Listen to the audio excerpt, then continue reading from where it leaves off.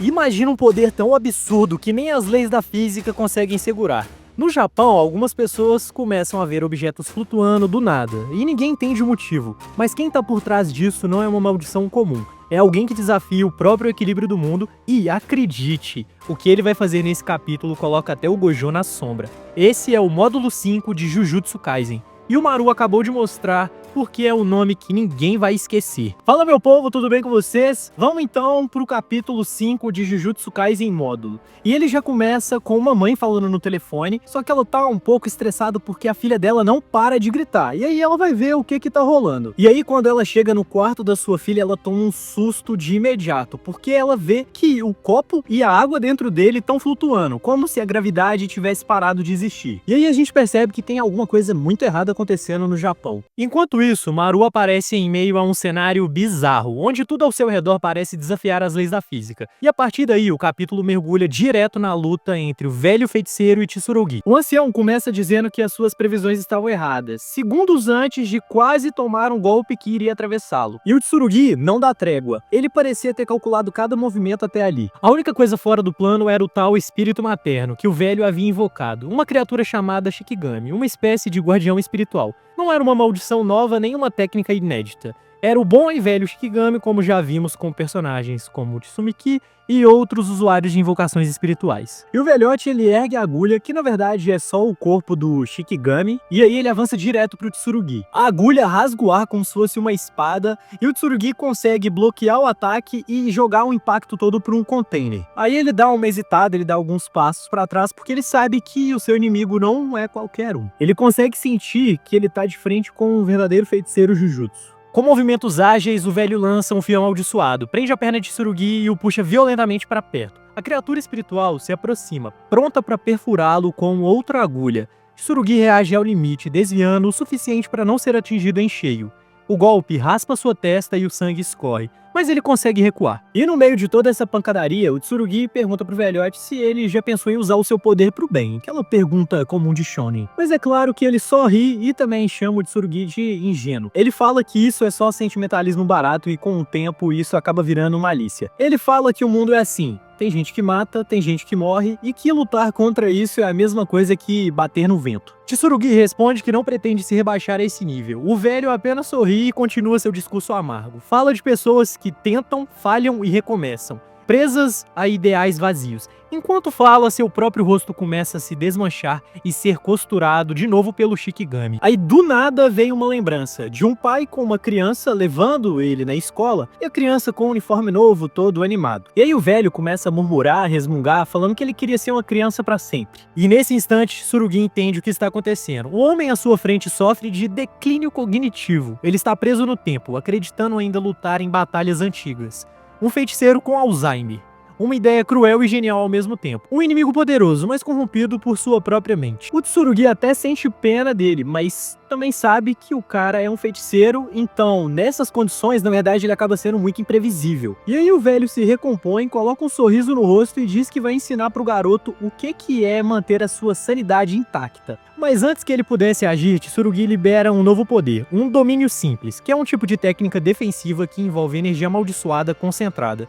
Pela descrição, o texto original parece ter sido mal traduzido e o nome verdadeiro do estilo seria Madara, não Mai. Seja como for, o domínio se expande e o velho reconhece de imediato o que está acontecendo. O garoto domina uma habilidade que exige controle e precisão excepcionais. O velho cerra os dentes e sente que tem um domínio simples formando ao redor dele, onde qualquer ataque pode se tornar um contra-ataque automático. Então ele percebe que Tsurugi não é como os outros jovens feiticeiros, porque a forma como ele substitui a força física pela energia amaldiçoada revela um instinto raro, quase como se ele conseguisse sentir o espaço ao redor com precisão. O Tsurugi não só usa sua energia amaldiçoada como combustível, mas também alternando entre corpo e energia, lembrando vários monstros como o Toji, Fushiguro e a Maki, que eram verdadeiros monstros nisso. E aí o confronto se intensifica, algumas agulhas voam, os fios esticam e o Shikigami costura o ar como uma aranha enlouquecida.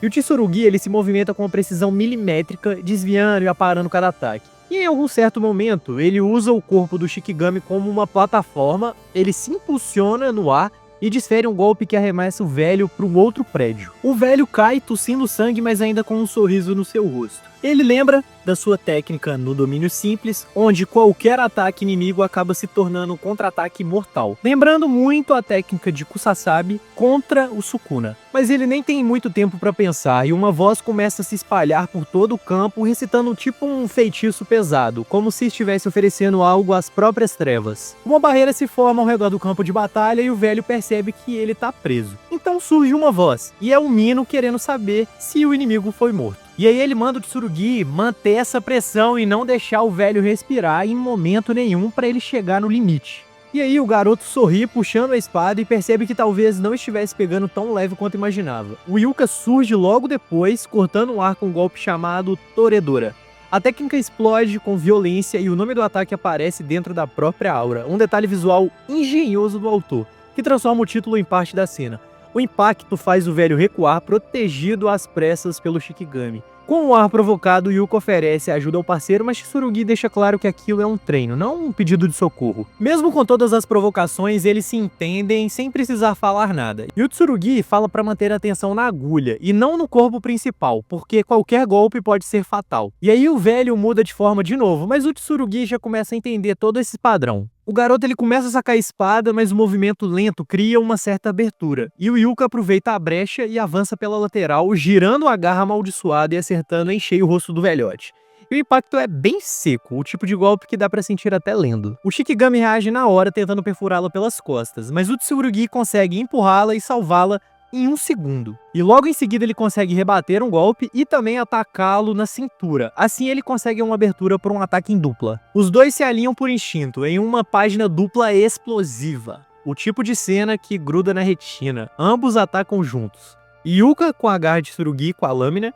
O impacto é devastador. O velho e o Shikigami são atingidos ao mesmo tempo e esmagados pelo peso combinado das duas técnicas. Por um instante tudo fica em silêncio e o velho começa a cambalear e cair no chão. Enquanto isso, passa um pensamento na sua cabeça. Ele entende que os dois não acumulam dano aos poucos e sim atacam tudo de uma vez. E pouco depois, o corpo dele simplesmente cede e desaba. Enquanto isso, o Tsurugi murmura dizendo que está impressionado com a força da irmã dele. Mas esse alívio não dura muito e eles percebem que aquele é um corpo falso. Então o corpo do velho cai com um baque seco, e a poeira sobe e o silêncio toma conta do lugar. Tsurugi e Yuka se encaram, ofegantes e achando que a luta já tinha terminado. Só que a gente sabe que em Jujutsu Kaisen silêncio nunca significa paz.